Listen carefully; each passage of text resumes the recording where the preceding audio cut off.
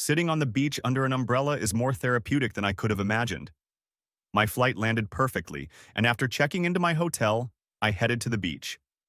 That was yesterday. I made it to my cabin where I had dinner, went through the entire liquor cabinet, and went to bed.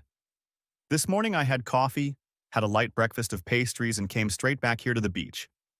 My friends were always posting pictures on Facebook of lounge chairs by the blue water and the white sand beach. I would see them and think, yeah, that would be great.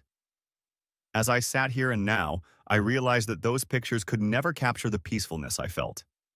A nice warm breeze was blowing and it was 83 degrees outside. The spot I chose was a semi-private beach, so all the public beachgoers were much farther away from me. I could see little dots of people from afar, but they didn't interfere with my tranquility. The waves were small but constant, with occasional bigger waves that rose high enough to crest. The white plume of spray from these waves made a wonderful splashing sound. The sand was clean and the water was clear as glass. I could stare at it for hours, and almost no thoughts passed through my exhausted brain except the beauty that was before me. In the distance, over the water, a few clouds could be seen. Behind me, around the beach hut, were dozens of large and proud palm trees surrounded by what seemed to be very large northwest rhododendrons. I saw pink, purple, white, and even red flowers on these plants. Color was everywhere here. Of course, all good things come to an end. As I sat there, my phone beeped once. I checked it, and it was a text message from Maddie. Love and miss you, Daddy. Please give me a call. Hope to see you soon. Love, Maddie. This simple message brought tears to my eyes. I would do anything for my little girl, but I guess the one thing she wanted, I couldn't give. She wanted her perfect family back. Unfortunately, she's not alone. I wish I could have it all back too, but we're nowhere near what we used to be. I sent her a text back. I love you too, baby. Just trying to relax. I'll call you tonight, I promise. Love you more. The only thing I had to keep in mind was the time difference.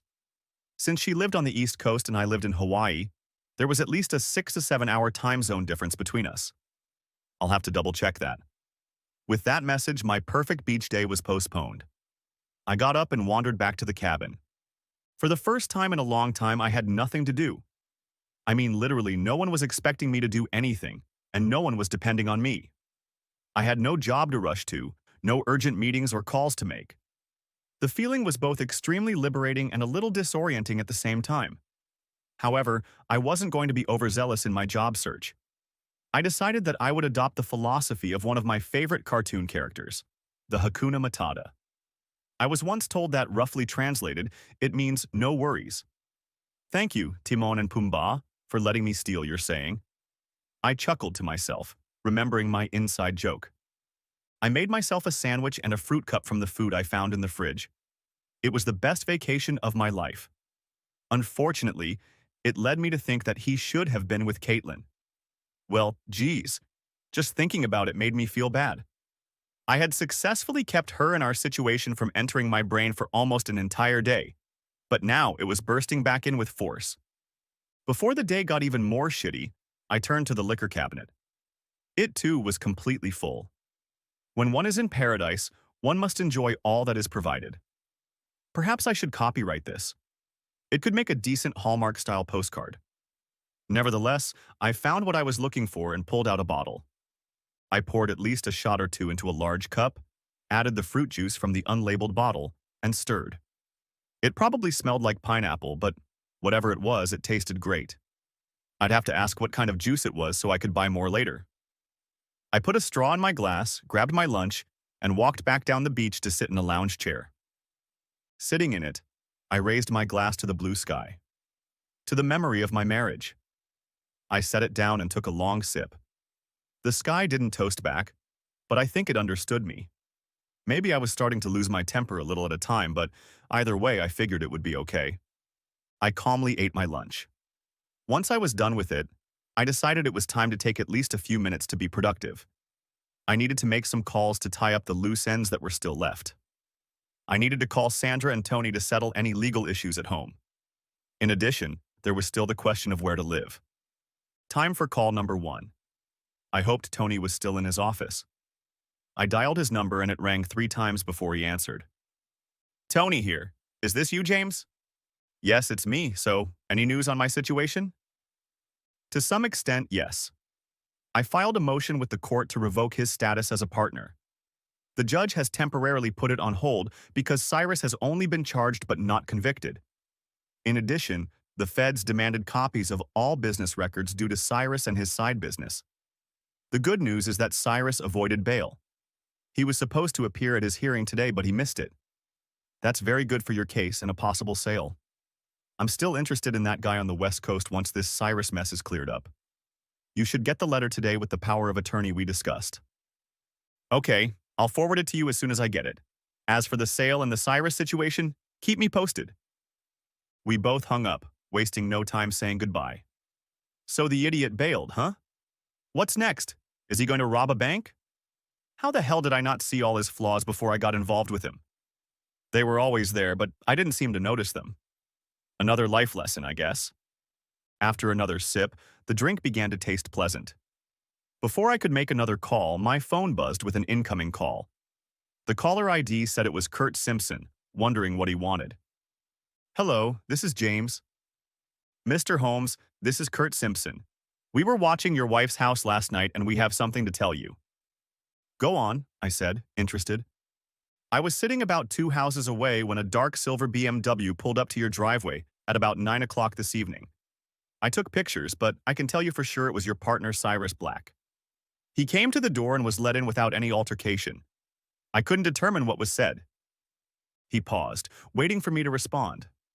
I had nothing to reply. All I could think was that the bastard had come back for more. How long had this been going on? How the hell did I not notice it? I thought we were happy, but that seemed to explain something about my wife's behavior since this whole thing started. Carry on, I said with that calmness that only comes after a good rum. I sipped some more as I listened. I watched the house all night, and he left around 7 in the morning. When he left, I followed him for a bit and noticed him heading to a small motel about 2 miles away. I left after he went inside. Thanks, Kurt. You've helped me more than you can imagine. You may not tail her now, but I want to ask, did you get pictures or any evidence of last night? My lawyer might need it. Also, make sure you get his location to the cops. I hear he's out on bail and they're looking for him. I grinned. He must be stupid not to bail out and hide better. That's good for him. Yeah, I took some pictures. I didn't think you'd want to know or see them, but I managed to get a decent shot through the window of them together. I'll send them to your lawyer. As for turning him into the police again, you've done that. There's one more thing. We looked into what the ATF found, and it turns out Cyrus was working with one Christopher Hood, a government employee. The feds are staying silent on this, but it seems to me that this is another dirty politician. Son of a bitch.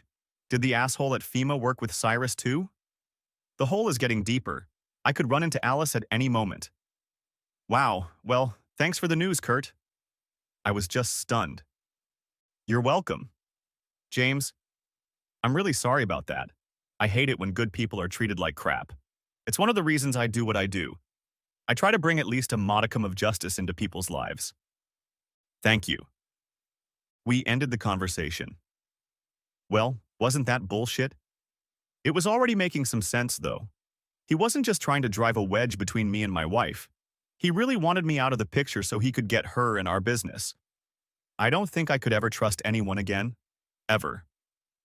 I took a deep breath, looked at my nearly empty rum drink, and decided it was time to mix another one. As I walked back to the cabin, an unpleasant thought crossed my mind. What am I going to do now? Where would I live? I knew I never wanted to see her again, so Virginia was out of the question. Where else could I go? And then it hit me. Why not stay here? I mean, certainly not at this resort, but why not stay here in Hawaii? This place was perfect, and I was sure it wasn't worth it to go back to Virginia, except for Maddie.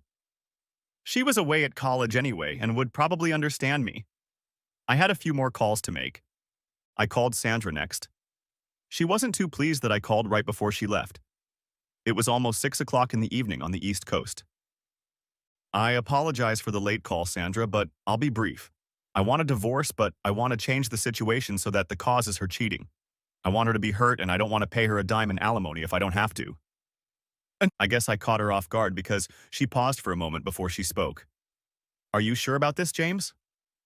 Very. I just found out that her affair wasn't a one-time thing. I'm no longer willing to listen to her lies. Good.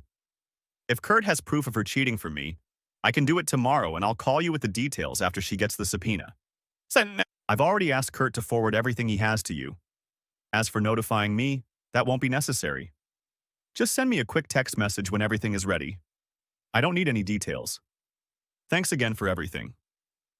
James, once again, I'm sorry about what happened, Ed, but I'll do my best to help sort it out. With those words, we both hung up. And just like that, my marriage began its final downfall. I was about to start wallowing in self-pity, but I decided it was time for Hakuna Matata. Screw her.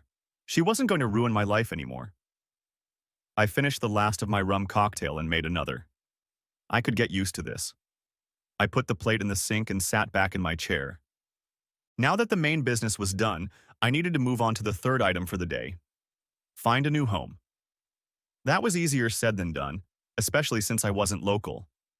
Where the hell was I supposed to live? Perhaps I should contact the concierge. They knew everything anyway. They get paid to know everything about everything, or find someone who does, right? I put on my sandals, took my drink with me, and walked down the walkway to the main building. The side doors swung open, and I was greeted by the hiss of the air conditioner by the door. The whiff of cool air from above was very pleasant, but didn't stop me from continuing on to my destination. The concierge desk was on the left, directly opposite the main entrance doors on the right. She sensed my approach and turned around with a genuine smile. "Good afternoon, sir. How can I help you today?" she asked. It cost me a great effort not to say the first thing that came to mind. She was gorgeous, and I wasn't having the purest of thoughts at that moment.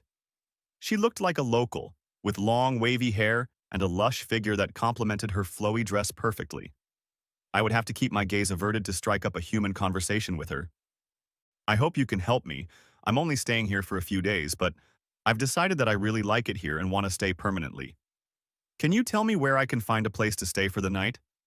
I know it's a strange request, but my life has changed direction lately, and this place seems like the perfect place to start over."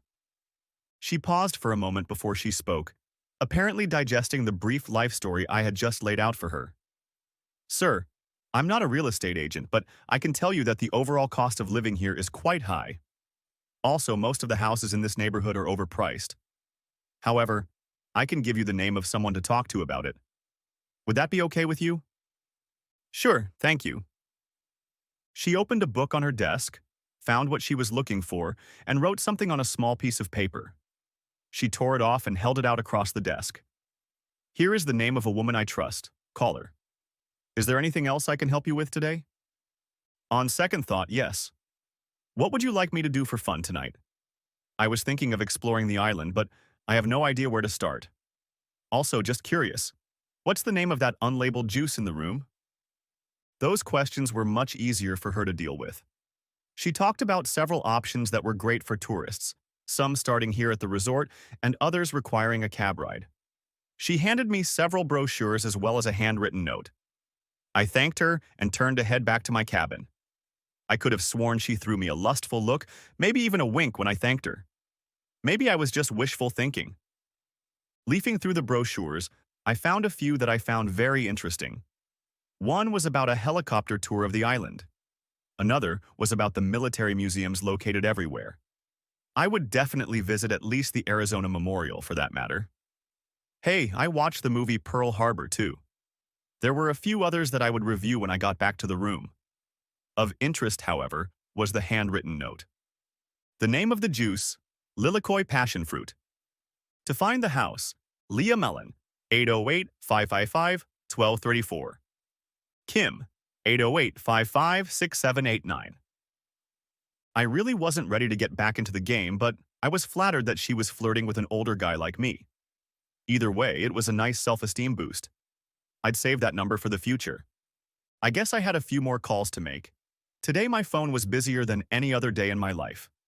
First, I called Leah, the real estate agent. I waited until I got back to the cabin before I called. She picked up the phone with a cheery, "Aloha, this is Leah." Her voice sounded beautiful. Would all women in Hawaii be like that? I began to think that this was the best decision I had ever made. I came back to the present. Hi, my name is James. I want to buy something more permanent than staying at this resort, and Kim from the concierge gave me your number. Would you mind helping me out?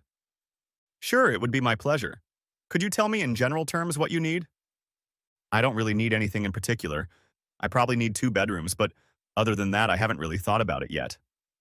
Okay, do you have any location preferences? Just somewhere close to the ocean. She giggled, and even I realized it was a corny joke.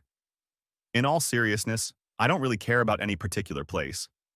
I'd consider somewhere secluded, but still close enough to civilization to feel human. Some sort of letter was heard on the other end. Okay, I'll prepare a list of possible places and we can meet to visit some of them. Does that sound good? Yeah, sounds great, thanks. I'll call you tomorrow. Aloha. She ended the conversation as pleasantly as she answered. I was really going to love it here. There was one last call to make. I had promised to call my daughter, and I would always try to keep my promises. I mixed another beach pineapple, now my own nickname, and walked down to the beach chair again. I sat down and pulled out my phone. I stared at the screen, looking at her contact picture in the phone book. She looked so much like her mother. I really hoped she hadn't inherited her crazy genes too. The phone rang a few times and eventually went to her voicemail. I listened to her sing-song voice as she asked me to leave a message and she would call me back. I was halfway through writing a quick message when my phone beeped for an incoming call. She was calling me back? Strange that this doesn't happen more often, I thought to myself. I answered her return call and hung up on her voicemail. Hi, honey. I'm glad you called me back so quickly. I haven't even had a chance to leave you a message yet, I said, smiling. Hi, Daddy. Yeah, we've been a little busy, sorry. I could almost hear her blush over the phone. She said, we. I wonder if she meant she was with her girlfriend or her mother. I really didn't feel like talking to Caitlin, so I decided not to look for an answer. Oh, it's okay. I just wanted to check in on you and let you know I'm doing well. This place is really magical, and I hope you can come visit me sometime. Visit? She paused, and I realized I'd screwed up. Dad, what are you saying? Oh, shit. I needed to work on talking to people more easily. Honey, I've decided to move here permanently. I haven't found an apartment yet, but I'll start looking tomorrow. What? You can't move that far away. Now I'll never see you again. She sounded like she was about to burst into tears.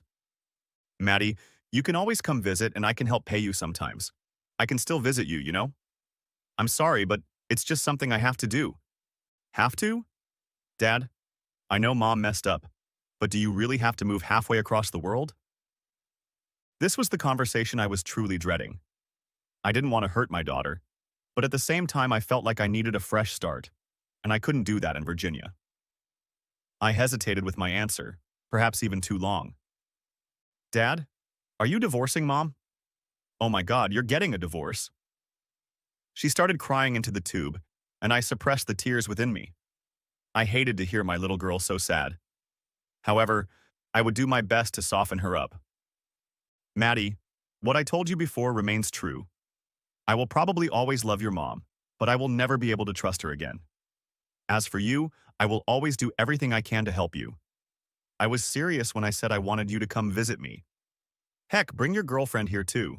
I really want to meet her, and I also want to see you. Heh, she giggled. Now you're trying to buy my happiness? Who, me? Never. She knew I was joking, but it was still nice to hear her laugh on the other end. I thought I heard another distinct female giggle in the background. Okay, you win. Since it's summer vacation, we have time. Send me the tickets and we'll be there. For future reference, her name is Sarah Jones. I had to pull the phone away from my ear as I heard 2 very happy ladies screaming on the other end. Whoa! We're going to Hawaii! Finally, the noise died down and we said our goodbyes. I knew I had a lot of work ahead of me, but the least I could do was continue to show her that I loved her. Once I was done with that call, I leaned back in the chaise lounge and finished my drink. It was still only the middle of the day here, but it was already getting a little late at home. I was still feeling slightly jet-lagged, but not yet enough to get ready for bed. I got up, went back into the house and looked through the brochures again. There was a brochure about a helicopter tour. There was another one about snorkeling, which sounded fun. but probably required a little more effort on my part than I would like right now. I saw the military museums page again and put it on the very top of the stack.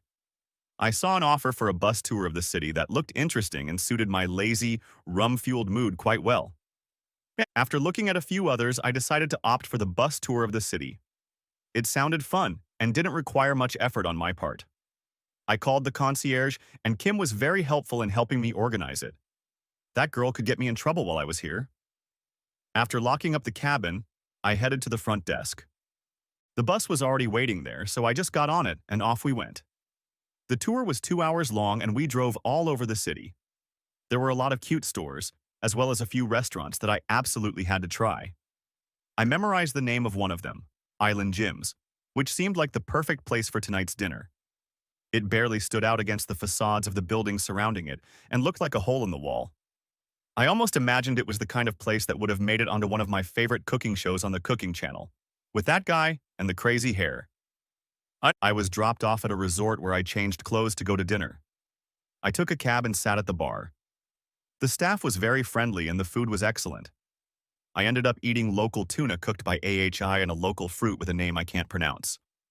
While I sat and ate, I did my usual people watching. There was a group of 4 people sitting near the door who looked like muscular athletes. They were laughing, drinking, and looked like they had finished eating a long time ago. Looking over to a table a little further away from them, I saw 3 women eating various fish dishes. To the right of the door sat a couple holding hands and drinking wine after dinner. Farther down the bar from me sat an older gentleman who seemed content to chat with the young woman behind the bar. I guess even an older guy like that has a chance here in Hawaii. I signaled to the bartender that I needed another beer, and as she brought it to me, the guy at the end of the bar hopped off his stool and came over to me. He climbed onto the stool next to me and held out his hand. "Howard Denton," he said as I shook the outstretched hand. "James Holmes," I replied. "So what brings you to this solitary paradise?" he asked. Wow, he quickly got me through to my bones with that question. I realized the truth might shock me, but I wanted to see his reaction. Anyway, my business partner tried to kill me and somehow convinced my wife that I cheated on her, which I never did. On top of that, she had been cheating on me with him for God knows how long. And all this just days before our wedding anniversary? He just started laughing. I wasn't expecting that reaction, but there was definitely healing in his laughter. He laughed so hard it was contagious, and I laughed along with him. This is probably the most confusing situation I've ever heard of, and I need to know. My wife left me 3 years ago for a much younger guy. Too bad the little boy didn't have any money and she didn't get the fortune from me that she had hoped for. Ha ha ha ha ha ha ha ha. He continued laughing and slapped me hard on the back. "James, you just made my day. Let me buy you a drink." Who am I to argue with free booze and a fun conversationalist? We sat down at the table and had another drink, talking about how the women in our lives were suffering. He seemed to be in a good mood, and I felt envious that my wounds were still so fresh. At least the alcohol was helping with it all so far. After the bartender informed us that last call had come, I stood up and held out my hand. "It was my pleasure. Pleasure. To meet you," I whispered. I hoped he understood and that his drunk-ass translator was working. "Come here," he said, pulling me to him and giving me a manly hug. "You're fun to be with. I mean, you were fun to talk to." His drunken mumbling was about the same as mine, so we were in the same company. At those words, he hiccuped and, holding each other, we headed out the door. The bartender called out to us, asking if she needed to call a cab. Howard waved and shouted, "No, thank you." One of the most surreal days of my life was ending on a completely drunken note. Howard and I walked slowly down the street. He turned us toward the marina, and a worry built up in my clouded brain that he was going to rob me and throw me in the water. I would have worried more, but I was too drunk to worry. We walked down the pier to a very large yacht. It had maybe 3 decks over the water, and the top one had one of those extra rudders that you can use to steer the boat, besides the one in the main deck house. The boat had a lot of portholes and looked like a small Arab boat on the launch deck. "Welcome to my humble abode," he muttered, waving his hand broadly toward the boat. "Would you like to come aboard?" he hiccuped. "Aboard?" I had nowhere to go, so I nodded in agreement. That nod was a big mistake as the world began to spin. I grabbed the side of the boat so I could see straight again, and then slowly climbed aboard. We walked inside to a large living room-style cabin, and I settled into a cushioned chair. He pulled out another bottle, unlabeled, but poured a dark brown liquid into it. Without a word, he poured into 2 full shot glasses without ice and held one out to me. I vaguely remember us finishing them, and that was the end of it. I don't even remember what we might have talked about. I woke up to the cries of seagulls and the slight rocking of the water. I vaguely remember sitting in a soft chair and drinking some very tasty rum. My head was spinning, and my mouth was as dry as the desert. I stood up, and after calming down, I walked over to the small refrigerator next to the couch and pulled out a bottle of water. I drank half of it and then stopped to take a deep breath. I really needed to cut back on the drinking, of course. That's what everyone says when they're hungover. Looking around the marina, I saw a lot of other boats. Some were as big as the Howard, but most were small to medium-sized. The sun was just setting behind the distant mountain peaks, and the breeze was a welcome relief. Barring a raging headache, the scene was breathtaking. I heard some grumbling from the stairs leading below deck, and decided that Howard had awakened in the same condition as I had, or worse. He rose, stumbling, and muttered some words I couldn't make out. He sank down on the couch, lifted his head, and started laughing. "Son," he looked right at me. "That was one hell of a night." I agree, but right now I could use some coffee and ibuprofen. He nodded and walked over to the cabinet, pulling a bottle out of there. He tossed it to me and then walked over to another tall cabinet against the opposite wall. He opened it, and behind it was a cleverly hidden coffee pot. I opened the pill bottle and shook out 4 pieces while he brewed the coffee. I drank the pills, washing them down with the remaining water, and sat down in the chair I'd slept in. "Any plans for today?" he asked. "Actually, yes. I need to tie up some loose ends in Virginia and look for a place to live here. Right now I'm just staying at the White Sands Resort." Howard hummed and sat down on the couch to wait for his coffee. "If you get any free time or need any help, give me a call." He pulled a business card out of his shirt pocket and held it out to me. At that moment, several thoughts raced through my stupefied brain. Why would he have the cards in his shirt pocket? How does he still have them there after all the drinking we did last night? And finally, what does he need from me other than a drinking buddy? "Sure," I answered instead. I was in no condition to have a long conversation. He handed me a mug of coffee and took one for himself. We sat and drank in silence, just enjoying the breeze and the quiet serenity of the harbor. After a while, he looked at me and said, "So, what are you going to do now? Last night you said you were selling your business, so what's next?" When he wanted to, he got straight to the point. He must have been one hell of a businessman until he retired. Thinking about it, I don't remember telling him about selling the business. I must have been really drunk and passed out. Honestly, I don't know yet. I've decided to move here, but I haven't gotten to that point yet. If I can find a way, I'd love to fly. He nodded and sank into thought. "All right, if you need anything until you figure it out, let me know." With those words, I thanked him and stepped off the boat. I took a cab back to the resort where I went straight to my cabin and collapsed on the bed. Sleep was wonderful until my phone rang again. "Hello," I answered, tucking myself into my pillow. "Mr. Holmes, I was calling to see if we were going house hunting today." Oh shit, I'd completely forgotten. "Yes, of course, I'm running a little late, but I can meet you in about 30 minutes, okay?" "Sure, see you then." Shit. I rushed into the bathroom, taking a quick shower and putting on clean clothes. Brushing my teeth quickly, I ran to the concierge desk. Kim was there again, looking as gorgeous as ever. "Hi, Kim. Can you help me out? Your friend Leah is meeting me, and she told me to ask you where she likes to get coffee. That's where I'm supposed to meet her." "Ah, yes, Mr. Holmes. She likes to go to an establishment 2 blocks from here called Kona Hut. Honestly, it's just a regular coffee shop, but it's a really nice place." I thanked her and ran out the front door. I caught a cab to take me 2 blocks away, for which I was very grateful. These blocks were nothing like the neighborhoods in Virginia. This resort was at least 2 miles from the nearest cross street, and the second one was another 2 miles away. I tipped the cabbie, and he pulled away as I entered the house.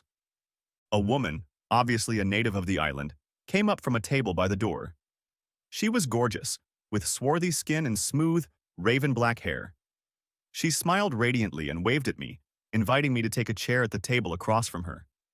Spread out in front of her were at least 10 different printouts of the houses I guessed we were going to see. "Hello, Mr. Holmes.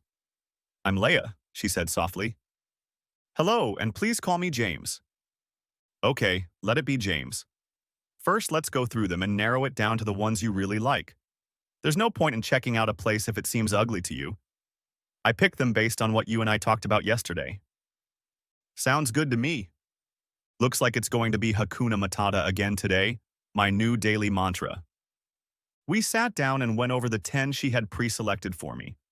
She talked about all the intricacies, as well as possible problems with some of them. I wasn't afraid to do some minor renovations, but I didn't want to get an outright lemon house either. I narrowed the list down to 3 houses I wanted to see in person, and we agreed to meet at a coffee shop the next day, early enough to have time to visit before lunch. I returned to the resort and decided that now I needed a nap. I woke up a few hours later, still feeling the effects of the drink, but not as bad as before. I took a few more ibuprofen tablets, drank a bottle of water, and walked out onto the sand of the beach. I sat in a chair for a while, just relaxing and listening to the waves. When it was about 3 in the afternoon, my phone rang. "James, it's Tony. There's an update on Cyrus, but I'm just going to send you a link to an article about it. I want to tell you that he won't give you any more trouble. The feds are still going through your company records, but from what they told me, there is no evidence that he used a legitimate business for his illegal activities. The only thing they have found so far is evidence at his warehouse where he planned to use airplanes to fly to Mexico.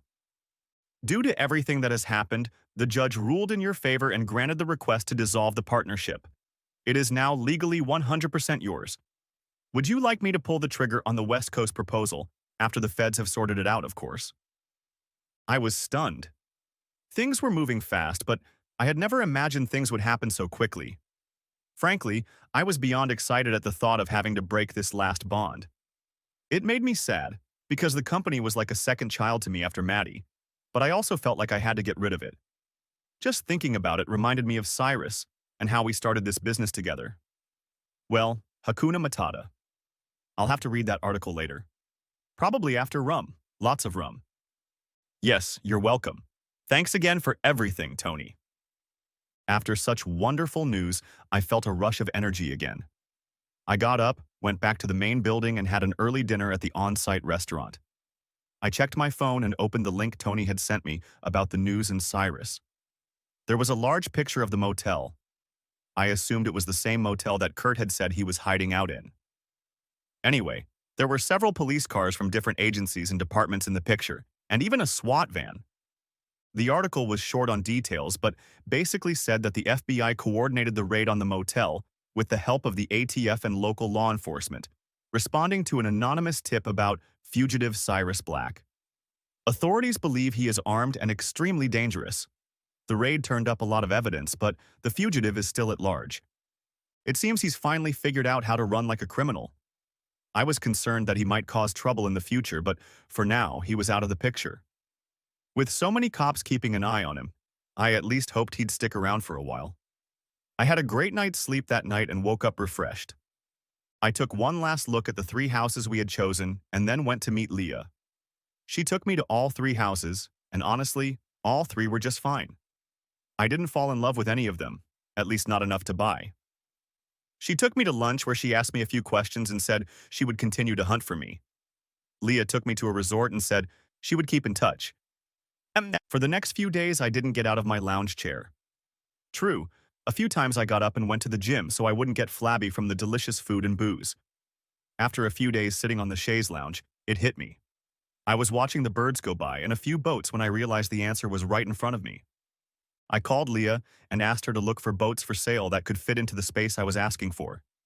She laughed until she realized I was being serious and said she would contact me. I'm sure boats aren't her specialty, but it wasn't a big deal. It took another 2 days, but she came to the resort and sat with me on the beach. She showed me several options and I immediately saw the one I wanted. Of course, I would still go see it in person, but I fell in love with it almost immediately. The picture showed a tall and proud wooden boat. The hull was all white, with dark railings and trim all around. The plaque stated that the boat was 36 feet long, had 5 berths and 2 heads, and had been launched in 1972. I guessed that berths meant bedrooms and heads meant bathrooms. The ship had a new Cat diesel engine and had recently cruised to Alaska and back. Her name was Lady of the Night, and she was offered at a price I was quite happy with. We took a personal tour of the old girl, and my goodness, she was gorgeous. The interior had been restored and cared for as well as the exterior. It was obvious that love had been put into the care of this boat. I told Leah I wanted her and to work her magic and get her for me. I spent the rest of the day on cloud 9 thinking about how much fun I would have on this boat. Now all I had to do was decide what I was going to do for the rest of my life.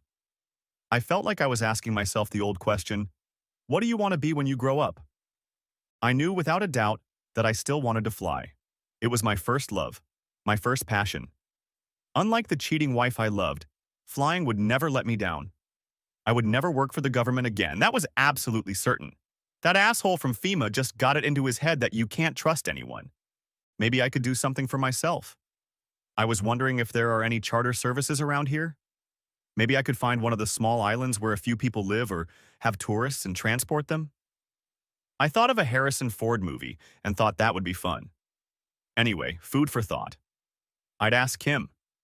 This woman knew everything, plus she was always a pleasure to talk to.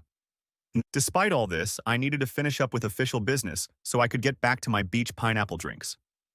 Surprisingly, those drinks never made me feel hungover, except when I was hanging out with Howard and drinking that dark stuff.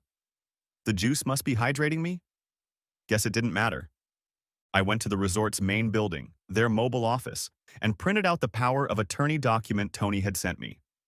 I reread it twice, checking to see if I was giving him too much authority. It was exactly as I had requested, namely that it gave him only the authority to transfer assets and funds in connection with the sale of my business and partnership. I filled out all the necessary information and took it to the main desk. I asked Kim if she could notarize it, and she said she could. I signed the document, she stamped it by pulling it out of the desk drawer, and then signed it herself. Is there anything this woman can't do? She was even able to arrange to have the letter sent by priority mail back to Tony in Virginia. While she was preparing the envelope, I asked her about local charter flights. She said there were several, but it all depended on the destination. She handed me 2 brochures advertising flight services to some islands, and I thanked her. I would make my own inquiries about how far and how often these services flew. That night's sleep was again fairly restful. Over the next few days, time seemed to fly by unnoticed. The sale was to take place as soon as the feds finished their investigation. Cyrus was still on the run, and Caitlin was handed the paperwork. She first tried calling me, then texted me. I replied with a simple message, asking to speak to me through Sandra. Had I acted like a coward by not talking to her? Probably. I justified myself by saying that she would try her best to talk me out of the divorce, and I had no desire to stay married to her any longer.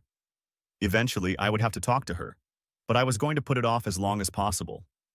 It wasn't easy, but with most of my savings and my retirement fund cashed in, I was able to buy the boat.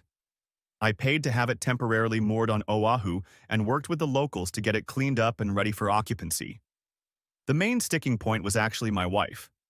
She didn't want a divorce and at first thought she could talk me out of it. Thankfully, she wasn't trying to force counseling on us or anything, but she did think she could convince me that she loved me enough to reconcile after her betrayal. Anyway, through my lawyer, I told her to go screw herself and find Cyrus if she really wanted to have fun that badly. I know it was a low blow, but I felt she deserved it.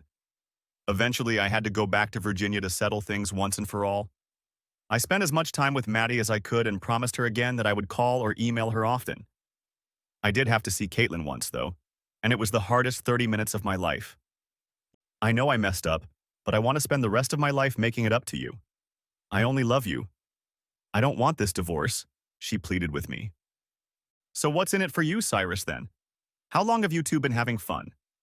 I know it wasn't just the one time I saw you. I swear it was just one time, James. As crazy as it sounds, I wanted you to walk in on us so you could feel the pain I felt when I thought you were cheating on me. I know how stupid that sounds now, but that's what I felt at that moment. I'm sorry for what I did. If I could take it all back, I would. Okay, what about a couple nights after I left town? I know he used to come here and stay the night. Did he just sleep on the couch that night? She turned pale and her eyes got very wide when she heard this. Yes, that's what I thought. You really think I'm that stupid, don't you? I've been blind to it for a long time. I guess love works that way. I gave her a hard look. He must have been really good if he was worth giving up everything for. James, I'll do anything. Please don't leave me. It meant nothing to me. And I'll never do it again. I'm so… Shut up, I yelled. I'd had enough of her shit. Enough.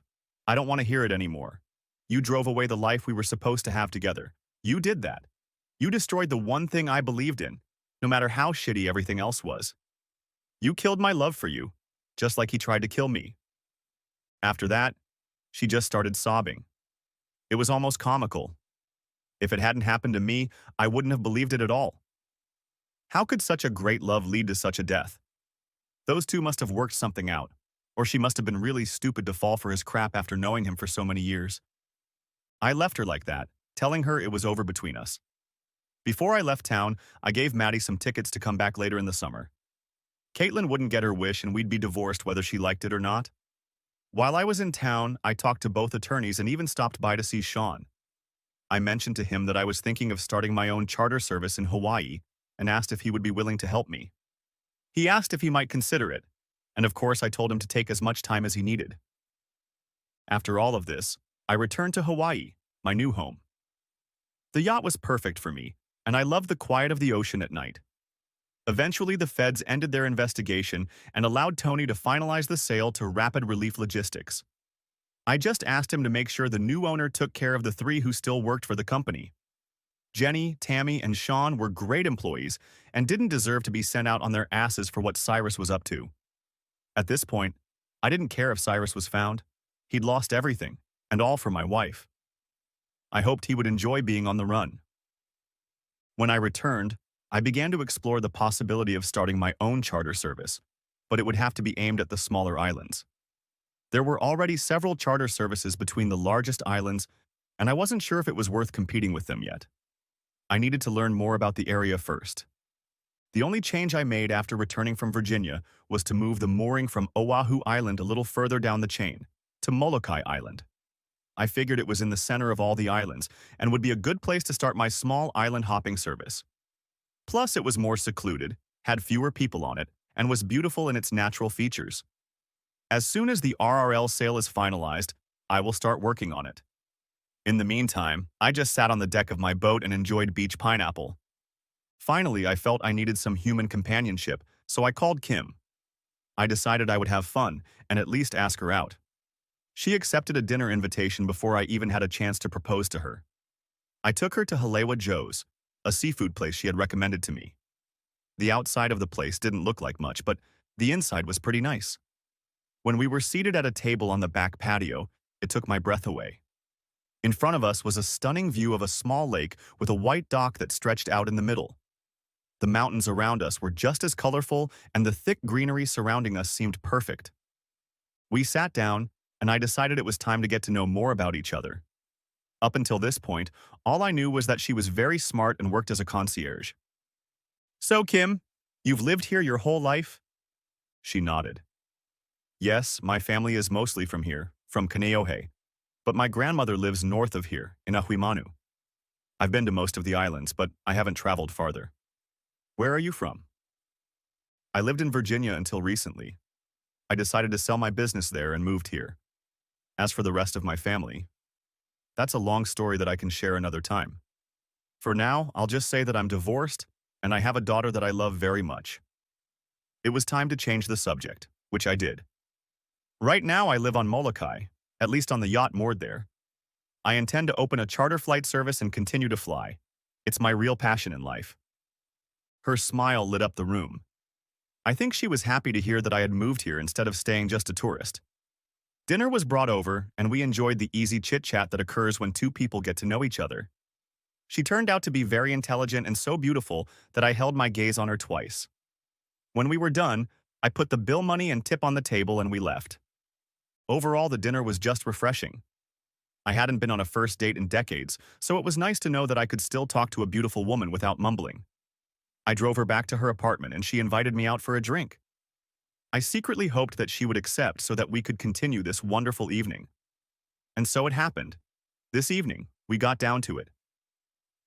Waking up the next morning, I found her bed empty. I got up and she was already in the kitchen drinking the coffee she had made. She had a serious look on her face and she said, "We need to talk." I was no longer in a good mood and was thinking the worst. No man likes to hear words like that. "James, I really like you. Last night was wonderful and I hope it was as good for you as it was for me." "Kim, it was amazing. You are an amazing woman and you made me a very happy man last night."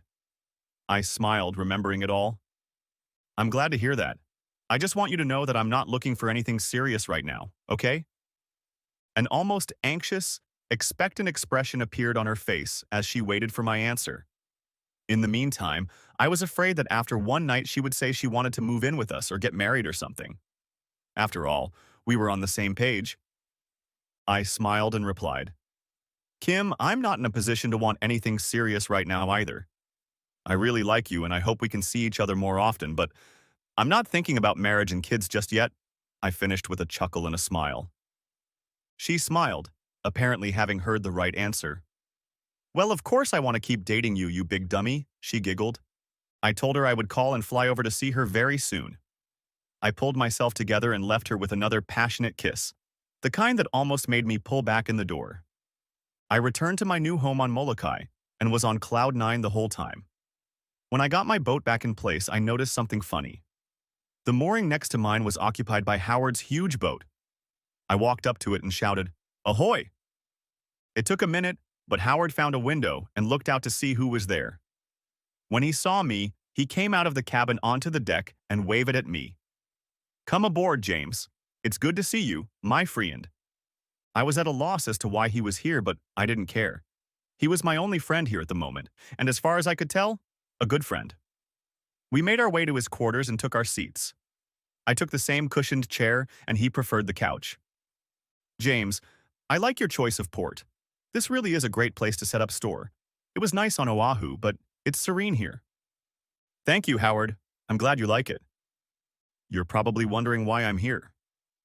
"The thought had crossed my mind," I replied with a smirk. "I mean, I know we can both appreciate the finer things that can be distilled, right?" "Haha. See, that's why I like you. I actually have a proposition for you. I know you said you've just started looking for places to start a new charter service, and I'd like to help you out. I have an offer to sell an airplane. The pilot is retiring and just wants some extra money to help with a move somewhere in the Midwest." "I'm listening," I said, encouraging him to continue.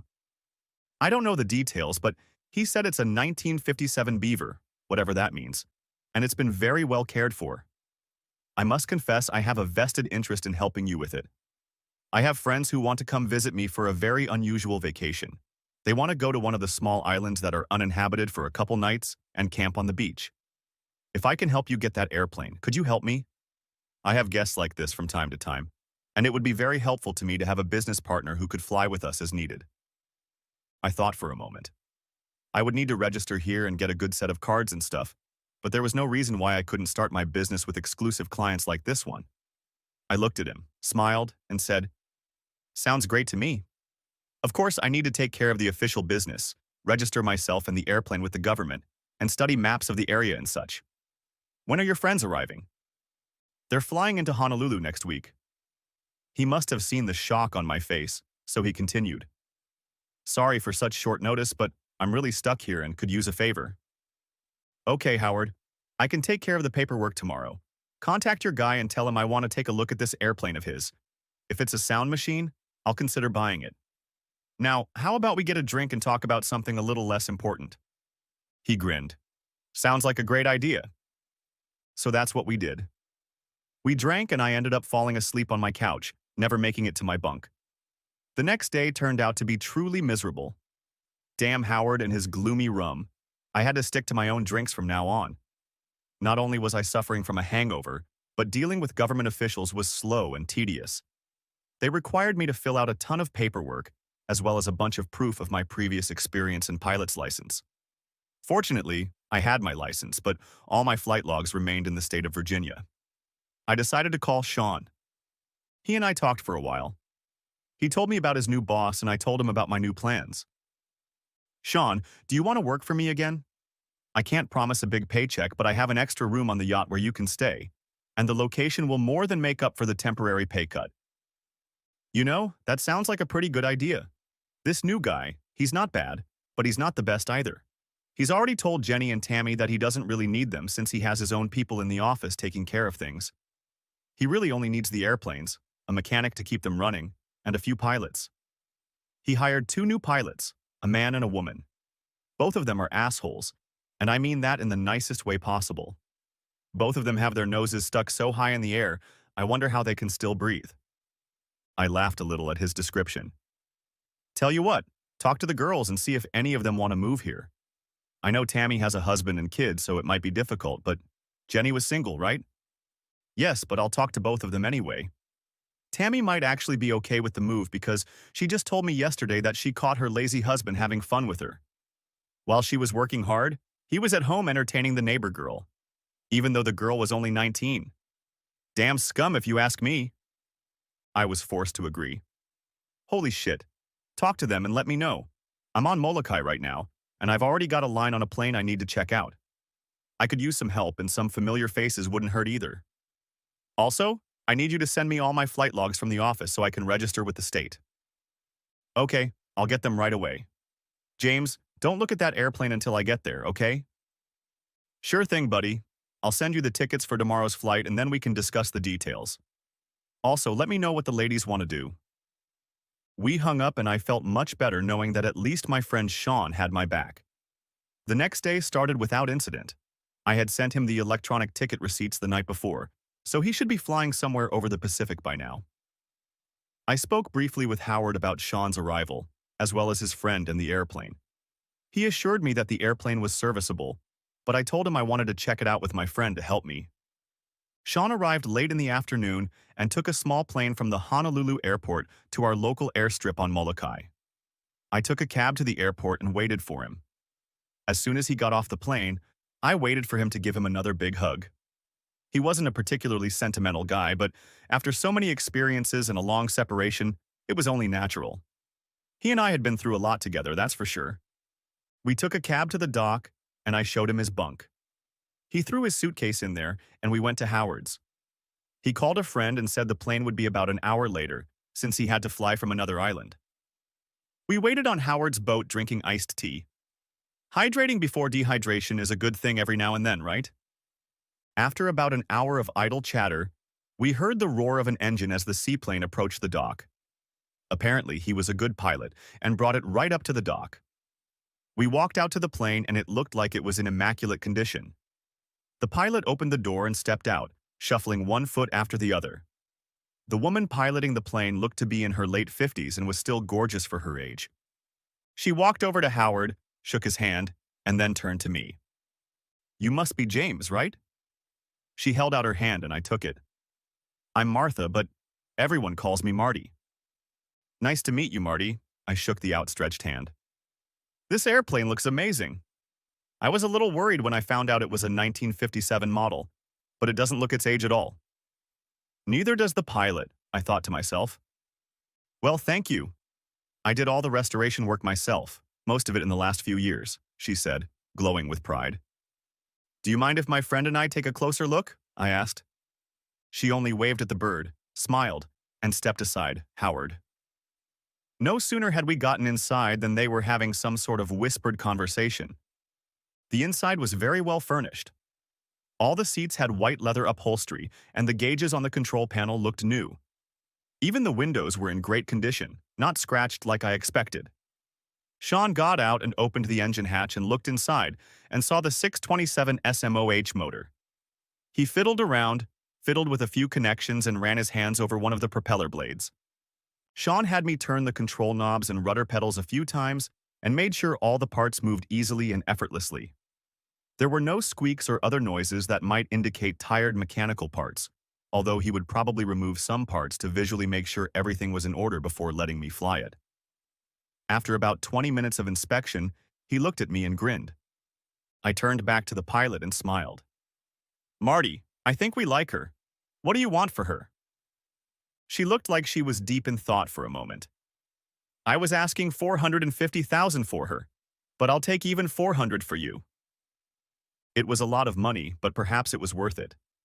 On the mainland, you could get at least 500,000 for these airplanes in this condition.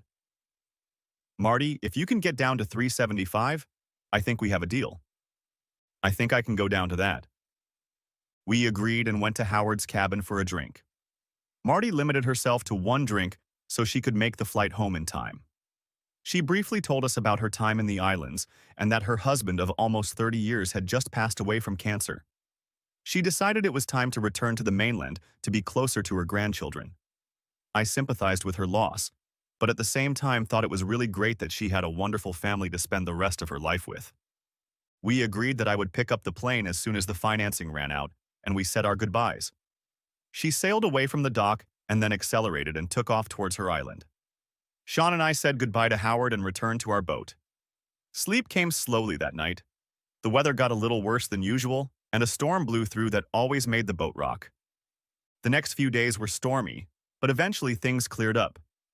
It took another week to complete the financial paperwork, but I was now the proud owner of a 1957 de Havilland DHC-2 Beaver seaplane. Sean and I took the boat on a day trip to her island. He drove the boat back to our dock and I piloted the airplane. The old airplane was a pleasure to fly and gave me absolutely no trouble at all. Of course, I got back before he did, so I hung out with Howard until Sean drove the boat back to the dock. Over the next few weeks, we got all the official requests and licenses in.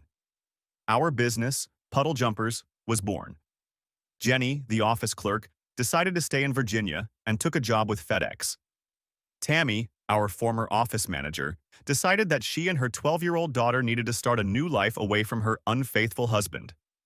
Hawaii was quickly becoming the place everyone wanted to go to make a fresh start. I helped her move to the island and she rented a place in town. She occupied a small 2-room commercial space with us, claiming, of course, a larger office for herself. I used the other room, and Sean almost always stayed with me when he wasn't working on the airplane. True, he found a few other part-time jobs at the marina to supplement his income. All in all, we weren't busy at all, and we loved it. It was about 2 months later when I received a package in the mail. My divorce had been finalized the day before. It was a somber day, but I knew it signaled the official beginning of the rest of my life. That night, Sean and I decided that the little tiki hut bar on the beach needed our attention. He always had my back, and he knew I needed to go and completely forget that night. In fact, the bits I remember were pretty funny. I stayed away from tequila this time, but the spiced rum worked on me almost as badly as the last time. We both woke up with terrible hangovers and promised each other to stay away from that tiki hut for a while. About a week later, my daughter was finally due to come visit. She was going to spend a week at my place, right before the start of a new semester at college. I made 2 beds for them, although I was sure one of them would just be a glorified closet. I also went to the store to make sure my galley was as well stocked as possible. I picked them up at the Honolulu airport and was going to take them to my home on Molokai by seaplane. When I saw them exit through security, I rushed over to her and gave her a big hug.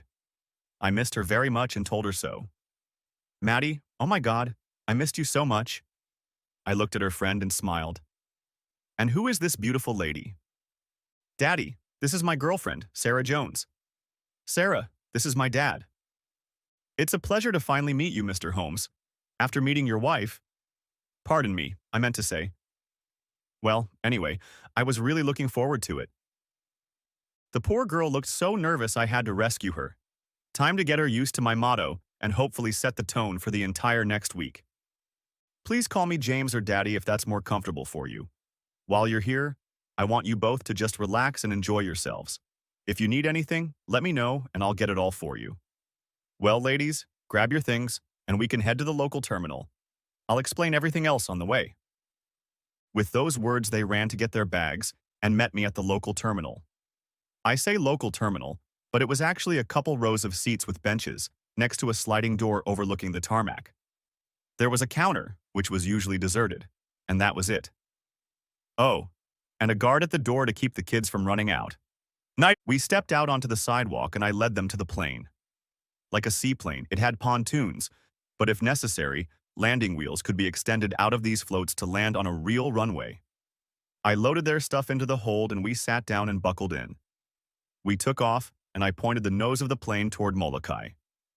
So, are you two looking forward to next semester? Definitely, Mr. H. I mean, Dad. Sorry, it's going to take some getting used to, Sarah said with a blush on her cheeks. Maddie's mom usually prefers either Caitlin or Mrs. H. I was surprised to hear that she kept my last name, but oh well. I didn't want her to die, a horrible death anymore, but I also didn't want to be around her. Don't worry, I need to get used to it too. Anyway, it's fine. We moved in together and school this year shouldn't be as bad as last year, Maddie finished. I remembered well her complaints about exams and the stress she was feeling. I was very happy to hear that things were getting better, at least in that respect. Maddie, Sarah, I want you both to have a great time while you're here. Unless you want to go somewhere else, I've cleaned and set up the rooms on my boat for you to stay. I've made 2 rooms, but I'm not old enough to think you'll actually sleep separately. Use one of them as a glorified closet or something. They both blushed at that, and my daughter whimpered, as usual. Dad! It was mostly for show, but still hilarious. We all started laughing about it. It felt good to laugh with her again. It had been too long. Once we get there, we'll get your stuff, and then we'll go meet my roommate, Howard. You guys are going to love hanging out with him. He's awesome. After that, I'll take you guys out to dinner. Sound good? Yup, they both replied in unison. My intuition told me that they probably did that a lot, and it was a good thing, I guess. We made the rest of the drive, chatting mostly about college life. The girls, mind you, the women, were very happy together. Anyone could see that. Now, I'm going to have to get used to thinking of my daughter as a woman. We landed on the water, which was a first for them, so of course they were thrilled. After tying the airplane to the dock, we walked to my boat. Papa, oh my gosh, is this your boat? My daughter exclaimed. Yes, it's totally mine. I let Sean, my mechanic and friend, use one of the bunks. You remember him from Virginia? Oh yeah, I think I do. That's cool, Dad. So which room is ours? I led them under the deck and showed them their rooms and where the head was. I pointed out Sean's bunk and mine, and then took them back to the galley. They sat down at the table while I showed them the simple kitchen. It only took 4 minutes. Ladies, go get settled, and when you're ready to meet my friends, come up on deck. They left for their room, and I mixed myself a beach pineapple and went up on deck to my favorite chair. I was sipping my drink, enjoying the noise of the seagulls flying around, when I heard a light groan coming from the lower deck. I turned on the radio and immersed myself in the 80s playlist I had set up on my iPod. At the moment, I was nodding my head to Down Under by the band Men at Work. The funny thing is, the music itself wasn't that great, but just listening to it brought back memories of when I was young and listening to it when it was new. After about 30 minutes, the ladies came over, looking a little flushed but otherwise happy. I didn't want to know what they were doing. Honestly, if it had been anyone other than my daughter, I would have been curious, but with her, I didn't even want to imagine it. Hey, are you guys ready to have a drink and meet my roommate? I asked.